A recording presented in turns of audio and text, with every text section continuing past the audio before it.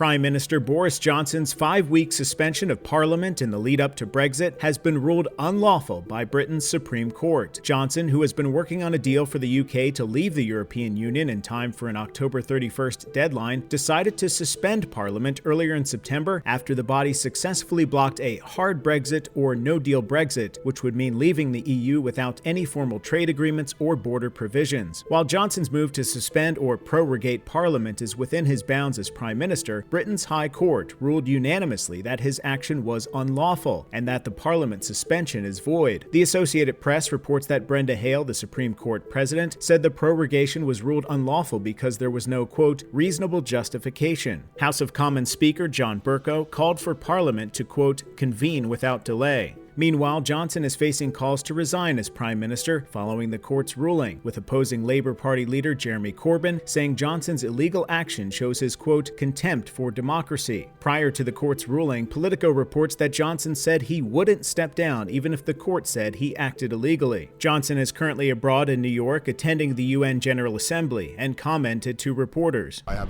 utmost respect for our judiciary.